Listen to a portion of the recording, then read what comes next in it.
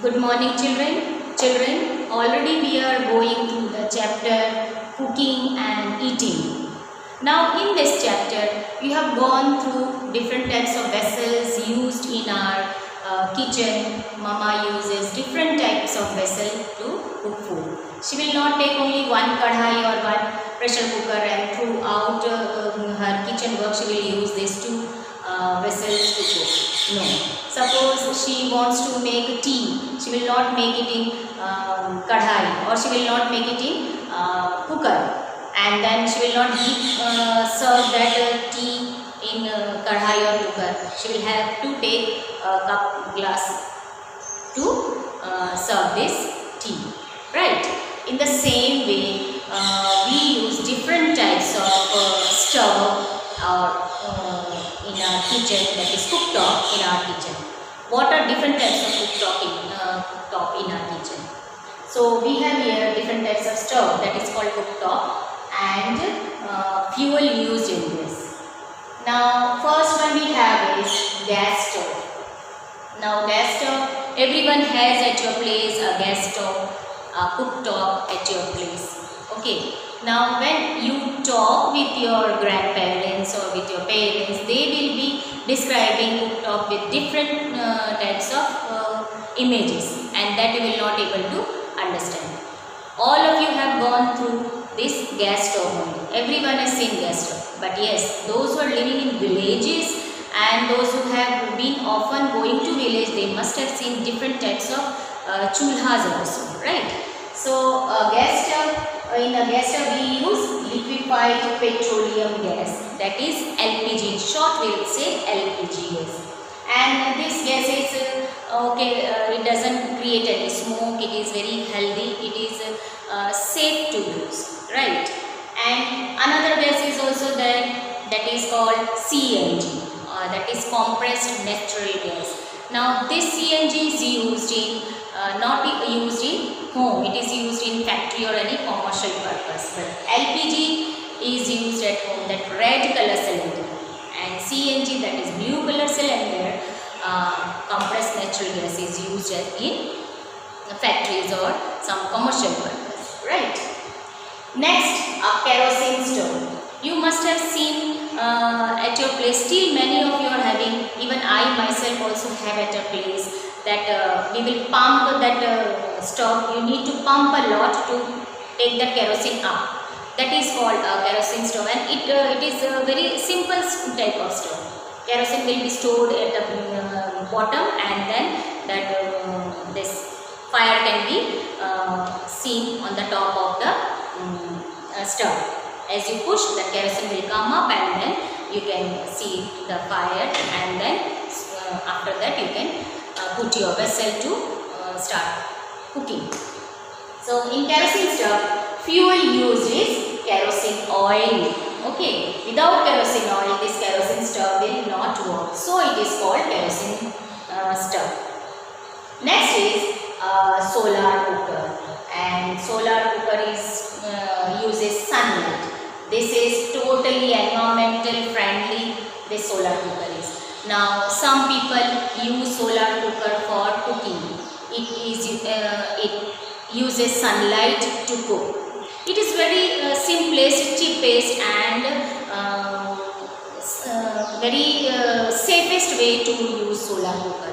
Simply you need to keep the solar cooker where you get proper sunlight, where you get proper sun ray, and then you can just stuff your vegetables or whatever ingredients you want to stuff. You can just keep it in that solar cooker. You can keep the vessel in that, and just you put the lid on, and because of the heat of sunlight, that is heat energy it uses, heat of sunlight, your food will be cooked, and there is no electricity consumption. So it is cheapest way and very simplest, because once only you need to cook it, and automatically the food will be cooked.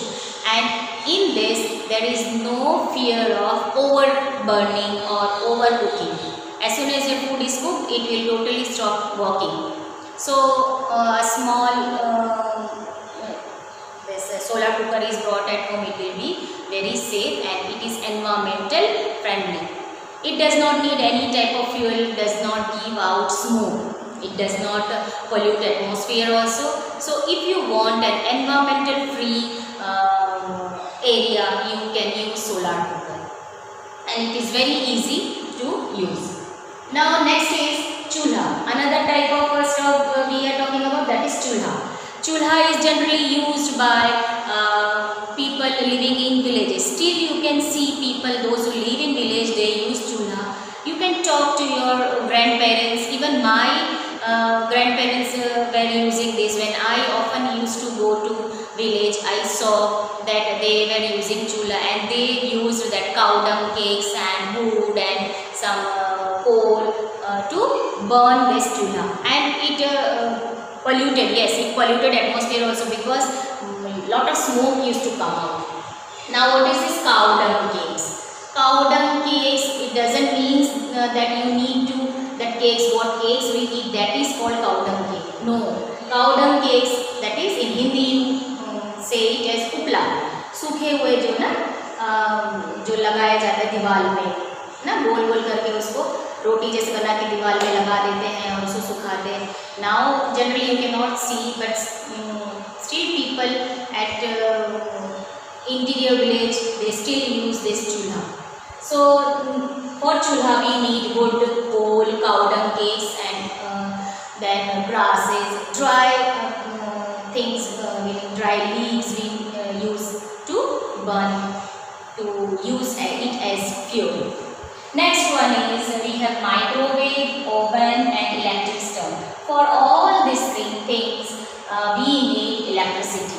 Nowadays people have microwave at your place, oven at your place, or electric stove also at your place, like induction we are talking about, that is called electric stove. So how it works? Suppose there is no electricity, these things will not work. So it uses electricity. Yes, it is pollution free, but then it is bit costly to use this electric oven, to this electric stove or microwave. Children, here we have gone through different types of stove. They are gas stove, kerosene stove, solar cooker, chulha, microwave, oven, electric stove. They are different types of stove we have gone through. And the fuel used in different types of stove also we have gone through.